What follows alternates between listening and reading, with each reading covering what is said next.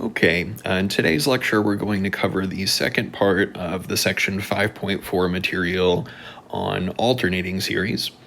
So last time we had introduced the idea of an alternating series, and we had a way to determine its convergence or divergence, namely a method called, or a test called the alternating series test. And we saw that for alternating series, we can use an nth partial sum to approximate the sum of our series. And we had a remainder estimate for the error or the remainder in the nth partial sum approximation for the sum of a convergent alternating series. So we could determine how many terms that we need to add in order to approximate the sum of our series within a given error accuracy or error estimate. Now, in the last part of this section, we're going to talk about different types of convergence, which are primarily used for describing alternating series, called absolute or conditional convergence. So let's introduce this terminology. We would say that a series of terms, A sub n, is called absolutely convergent if the series of absolute values, that is, the sum of the absolute value of the terms A sub n, converges. So it's called absolutely convergent if I can take the absolute value of my A sub n terms, sum all of those terms, and then I still have a convergent series. Now, another type of convergence would be conditional convergence. So let's say that the sum of these terms, A sub n, converges, but the sum of the absolute values of A sub n diverges. In this case, our series is called conditionally convergent.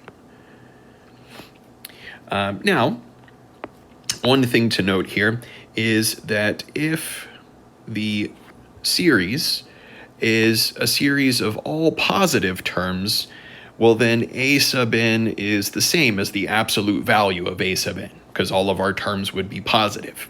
So in that case, absolute convergence is the same as convergence of our series. So this is primarily used for describing alternating series.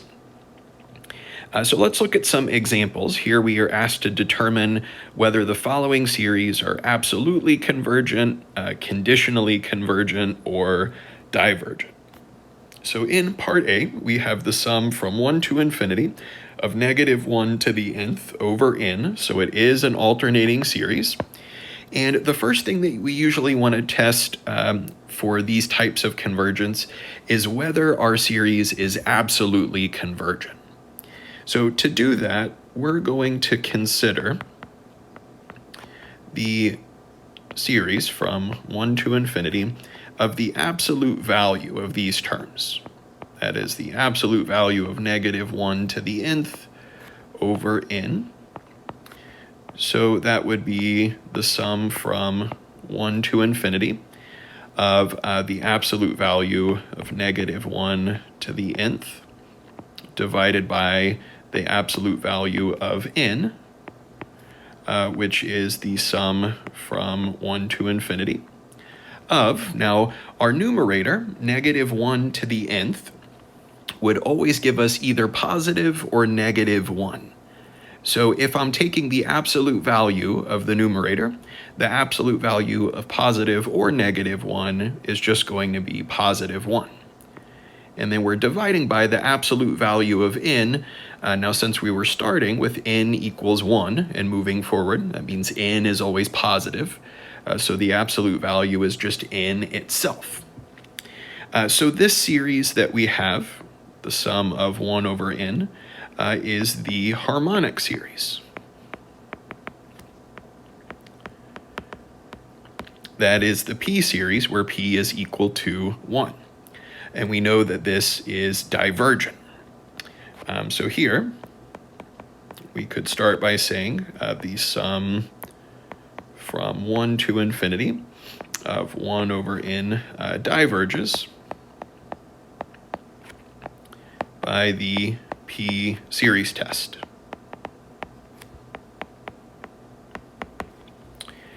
So the summation of the absolute value of this expression did not converge. It was divergent.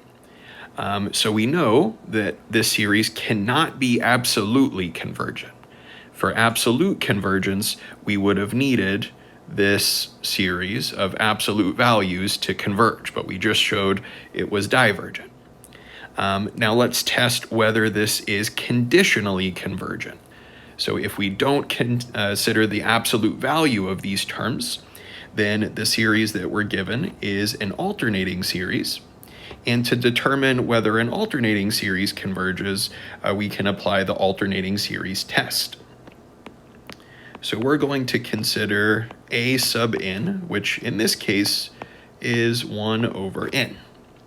And there's two conditions to test for convergence. The first is whether the limit as n approaches infinity of our general term 1 over n is 0, which in this case it clearly is. And the second condition is whether a sub n is a decreasing sequence. So if we look at a sub n plus 1, we have 1 over n plus 1, which is certainly less than 1 over n for any value of n, but that was our a sub n term. So the sequence is also decreasing. We would say that the series we were given, the sum from 1 to infinity of negative 1 to the n over n, converges by the alternating series test. So we have this series would be conditionally convergent.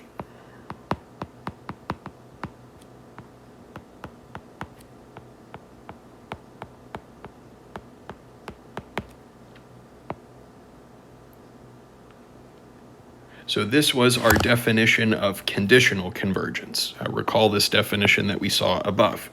So if our series converges, which we just showed it did by the alternating series test, however, the series of absolute values is diverging, which when we took the absolute value, we just had the sum of 1 over n, then that's what it means for our series to be conditionally convergent. So that's the type of convergence we have here. So let's look at some other ones. In part B, we have the sum from 1 to infinity of negative 1 to the n plus 1 divided by n squared. So our first test will be for absolute convergence. So we're going to consider the series from 1 to infinity of the absolute value of negative 1 to the n plus 1 over n squared, which gives us the sum from 1 to infinity of 1 over n squared.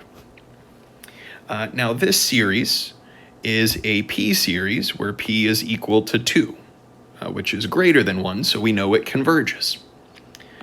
So here we can say this sum of 1 over n squared converges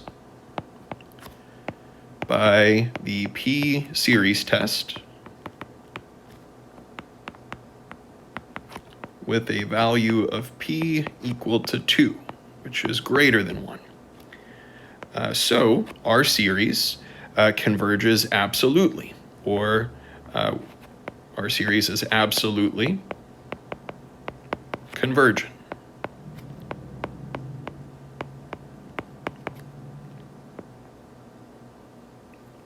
Since the series of the absolute values of these terms was convergent, the series itself is said to be absolutely convergent.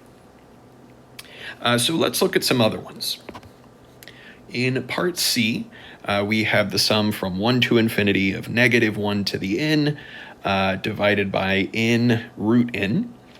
So if we consider the absolute value of, or the series of absolute values of these a sub n terms, we have a positive 1 over n square root of n, which would be the same as the sum from 1 to infinity of 1 over n to the 3/2 power. So again, this is a p series where our power p is 3/2, which is greater than 1. So here, the sum of 1 over n to the 3/2 converges by the p series test,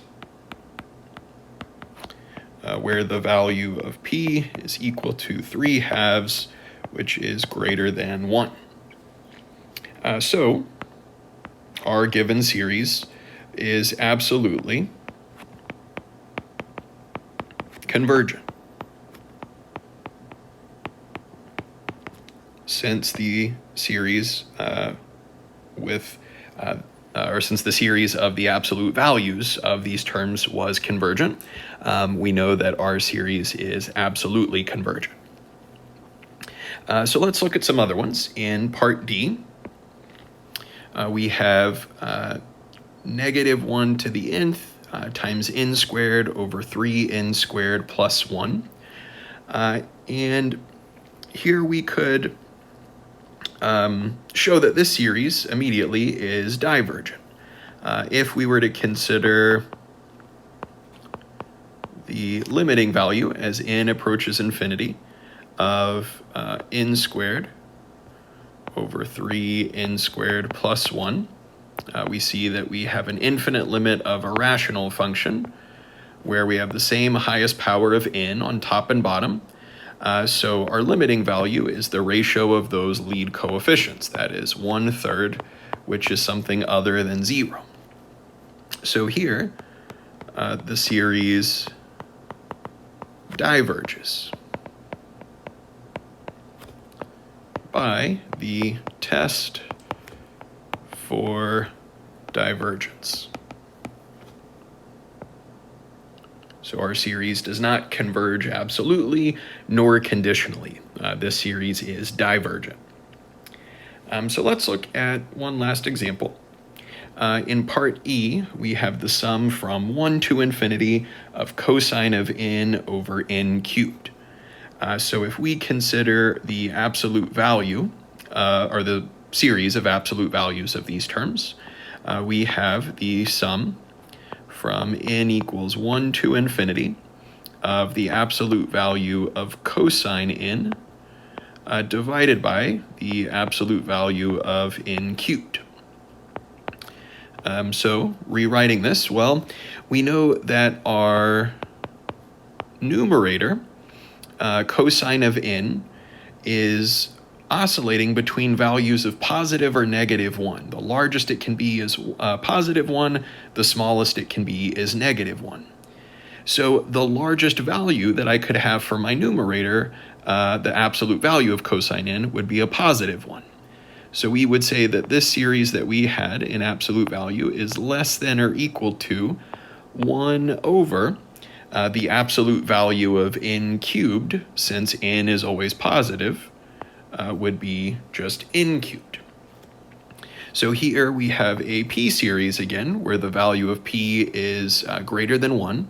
So this series is convergent. So let's start by saying here our sum from 1 to infinity of 1 over n cubed converges by the p series test, where the value of p is equal to 3, which is greater than 1. So if this larger series converges, we know that the series we were given, which was this one, is less than that value, so it must also converge by the direct comparison test. So we could say, well, our sum from 1 to infinity of the absolute value of cosine n over n cubed then converges by the direct comparison test.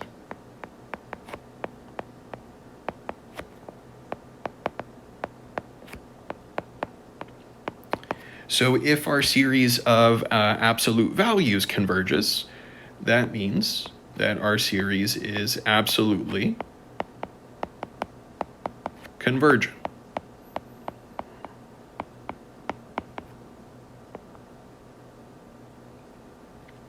So in this last example, we illustrated different types of series which could either converge absolutely, converge conditionally, or perhaps diverge. So these different types of convergence we could use to describe convergence of these alternating series or a series which may have some negative terms within that summation.